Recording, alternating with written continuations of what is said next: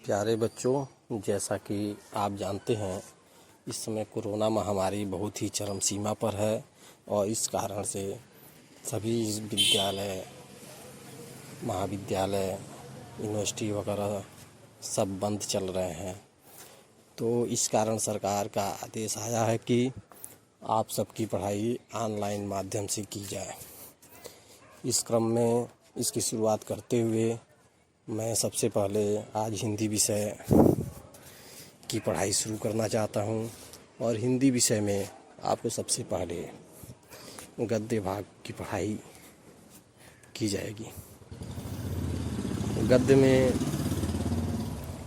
गद्य में सबसे पहला पाठ प्रताप नारायण मिश्र जी का बात है। तो आपने बहुत सारे साहित्यकारों के बारे में सुना है, उन्हीं में से एक साहित्यकार थे प्रताप नारायण मिश्र जी। प्रताप नारायण मिश्र जी की ख्याति मुख्य रूप से एक निबंधकार और नाटककार के रूप में हुई है। जब हम इनके जीवन परिचय के बारे में जानते हैं तो उस समय हम जब इनके जीवन परिचय पर प्रकाश डालते हैं तो हम देखते हैं कि प्रताप नारायण मिश्र जी का जन्म उन्नाव जिले के बैजे नामक गांव में हुआ था। उन्नाव जिले के बैजे नामक गांव में 1856 ईस्वी में हुआ था। इनके पिता का नाम पंडित संगता प्रसाद था और वह एक ज्योतिषी थे। अपने इसी विद्या के बलबूते वे अपने घर की आजीविका चलाते थे और उनके अंदर इतना ज्ञान था कि आगे चल कर के वे अपने से सटे हुए महानगर कानपुर में आकर के बस गए और वहीं जीवन यापन करने लगे। तो प्रारंभ में तो संगता प्रसाद जी यह चाहते थे कि मेरा लड़का भी ज्योतिष बने, लेकिन प्रताप नारायण मिश्र जी का मन ज्योतिष विद्या में नहीं लगता था। इस कारण प्रताप नारायण मिश्र जी का एडमिशन अंग्रेजी माध्यम के स्कूल में हो गया, लेकिन उनका मन वहाँ पढ़ाई में भी नहीं लगता था। अंग्रेजी तो दूर, वे अन्य भाषाओं का भी अध्ययन में रुचि नहीं रखते थे। लेकिन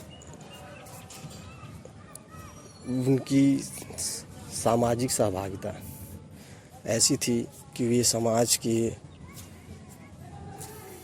विभिन्न गोष्ठियों आदि में सम्मिलित होते थे और समाज में जो भी कल्याणकारी कार्य करने होते थे उनका वे निर्वहन किया करते थे। तो इसी क्रम में उनकी एक बार मुलाकात ईश्वरचंद्र विद्यासागर से भी हुई थी, लेकिन ऐसा कहा जाता है कि उनसे उन्होंने पूरी बात बांग्ला में की थी। चूँकि प्रताप नारायण मिश्र जी सामाजिक थे तो ऐसे करके धीरे धीरे उन्होंने हिंदी, उर्दू, फारसी, संस्कृत, बांग्ला आदि भाषाओं का अध्ययन कर लिया था। तो इस तरह से उनकी शिक्षा दीक्षा घर पे ही हुई थी, समाज से ही हुई थी और उन्होंने अपने जीवन में बहुत ज़्यादा उम्र तक तो जीवित नहीं रहे। मात्र 38 वर्ष की उम्र में 1894 ईस्वी में उनका देहांत हो गया। उन्होंने समाज में जो कुछ देखा समझा, समाज की जो समस्याएं थीं, समाज में जो भी विसंगतियां थीं, जो भी कुरीतियाँ थीं, उन सब का प्रभाव उनके निबंध और नाटकों में दिखाई पड़ता है। तो इस तरह से उन्होंने समाज की ज्वलंत घटनाओं का वर्णन अपनी रचनाओं में किया है। अब हम उनकी कृतियों पर प्रकाश डालते हैं। उनकी कृतियों में प्रमुख है कलिकौतिक, अमेरहट, गौ संकट, इस प्रकार उनकी कृतियाँ हैं। अब आप लोगों को प्रताप नारायण मिश्र जी के जीवन परिचय